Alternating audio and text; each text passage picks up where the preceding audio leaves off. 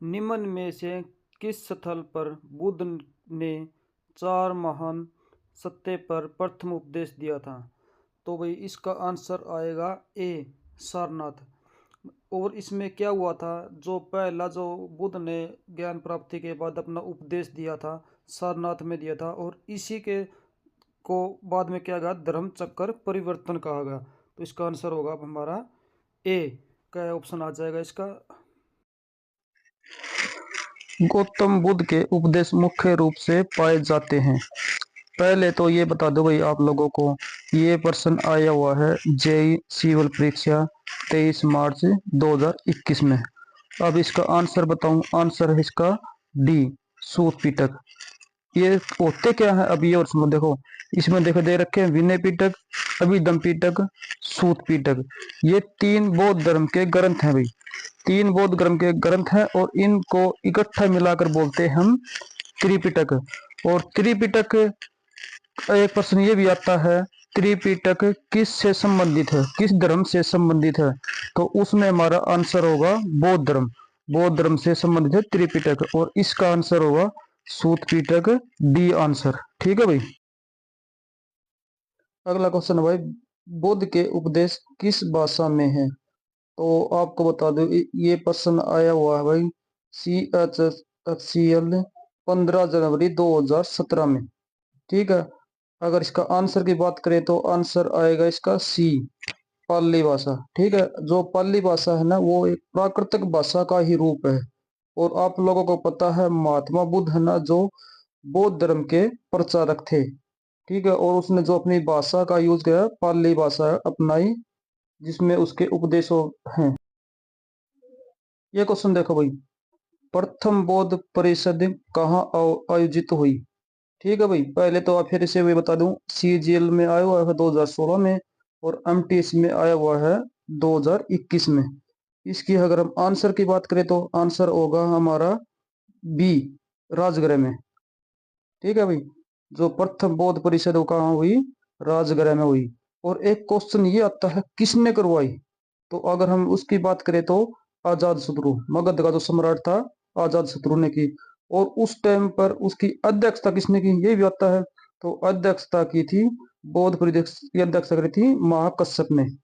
ठीक है भाई। कहाँ पर हुई थी? राजगृह में। किसने करवाई थी? आजाद शत्रु ने, मगध का उस टाइम पर सम्राट था। और उसकी अध्यक्षता किसने की थी? अध्यक्षता की थी महाकश्यप ने। कौन सा कुषाण शासक इतिहास में बौद्ध धर्म के महान संरक्षण के रूप में प्रसिद्ध है, जिन्होंने चतुर्थ बौद्ध समिति का आयोजन किया था? तो अगर इसका आंसर की बात करें तो आंसर होगा वह इसका कनिष्क। और कनिष्क के बारे में बताऊं, ये चौथी जो बौद्ध संगति समिति है, ये कहाँ पर हुई थी भाई?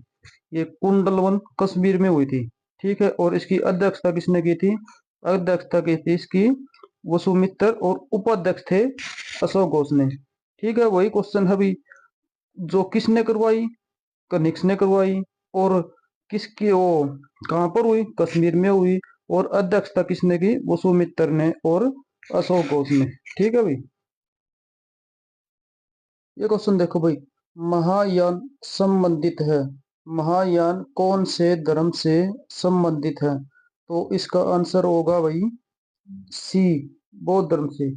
बौद्ध धर्म तो महायान था भाई, देखो बौद्ध धर्म की जो चौथी संगति हुई थी ना, चौथी समिति हुई थी, हुई थी, उसमें क्या हुआ था, जो बौद्ध धर्म है 2 शाखाओं में बट गया था।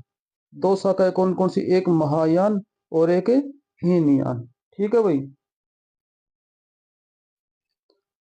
हीनयान स्कूल का सबसे महत्वपूर्ण काम कौन सा है? तो उनका जो सबसे महत्वपूर्ण जो ग्रंथ है वो है महावस्तु। महावस्तु भी देखो प्रश्न आता है, किस भाषा में लिखा हुआ है? तो अगर हम इसकी बात करें तो ये लिखा हुआ है संस्कृत भाषा में लिखा हुआ है। और ये हीनयानों का मुख्यतः ग्रंथ है। ठीक है। जिसमें इसमें लिखा क्या हुआ है? इसमें ने लिखा हुआ है वो जो महात्मा बुद्ध थे उसके जीवन संबंधित घटनाओं का विवरण किया हुआ है। संघ में रहने वाले बौद्ध भिक्षुओं के लिए बनाए गए नियम कौन से ग्रंथ में है? तो इसका आंसर होगा भाई विनय पिटक। विनय पिटक देखो भाई किसका भाग है? बौद्ध की जो मृत्यु हो गई थी उसके बाद जो बौद्ध धर्म है वह तीन भागों में बट गया। तीन भागों में कौन से विनय पिटक, सूत पिटक, अभिधम पिटक, और इनको तीनों को मिलाकर एक जो पुस्तक बनती है उसको बोलते हैं त्रिपिटक।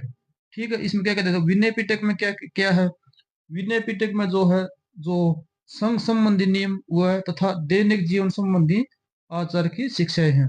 और सूत पिटक की बात करें तो सूत पिटक में है बौद्ध के जो उपदेशों का संग्रह, जहां उसने उपदेश दिए थे महात्मा बुद्ध ने, उसके उपदेशों का संग्रह है।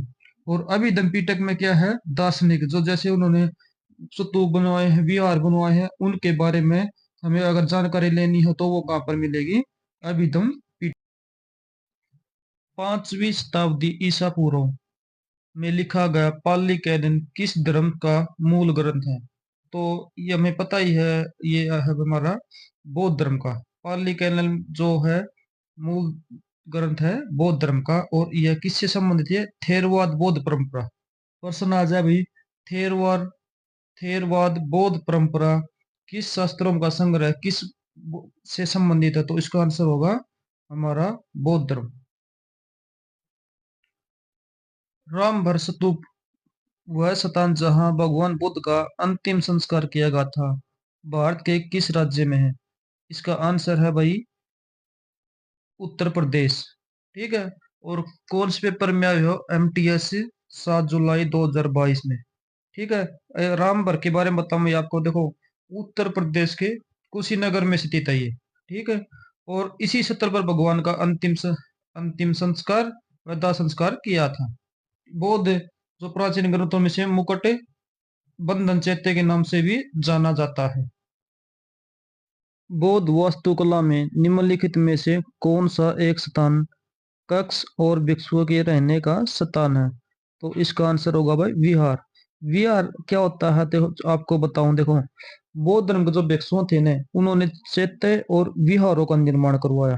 ठीक है, चैत्य क्या होते हैं, चैत्य का शाब्दिक अर्थ होगा चिता संबंधित। ठीक है, चैत्य बौद्ध भिक्षुओं का प्रार्थना कक्ष वह पूजा स्थल होता था, जहां पर जारे बहुत से जो बौद्ध के उपासक थे वह यहाँ पर, महात्मा बुद्ध के जो उपासक थे वहां पर ध्यान वगैरह लगाते थे, और उनके जहां पर रहते थे ना, उस रहने वाली जगह को बोलते थे विहार। और जहां पर पूजा स्थल होती थी, पूजा करते थे आराध्य के प्रति, तो उसको बोलते थे चैत्य, और जहां पर रहते थे उसे बोलते थे विहार। जो आज का टाइम में हम बोलते हैं हॉस्टल बोलते हैं ना, वैसे ही ये विहार होते थे। बौद्ध कला का सबसे प्राचीन स्तूप कौन सा है? तो इसका आंसर होगा भाई सांची स्तूप। सांची स्तूप के बारे में बताऊं, देखो ये बौद्ध कला का सबसे पुराना स्तूप है, और ये कहाँ पर फिलहाल अभी है, मध्य प्रदेश के रायसेन जिले में स्थित है। और 1989 की बात करें तो यूनेस्को द्वारा विश्व धरोहर में से शामिल कर लिया था। इसका निर्माण किसने करवा था? इसका निर्माण करवा था भाई राजा अशोक ने। और इसको खोज किसने की थी? इसकी खोज की थी हेनरी टेलर ने की थी।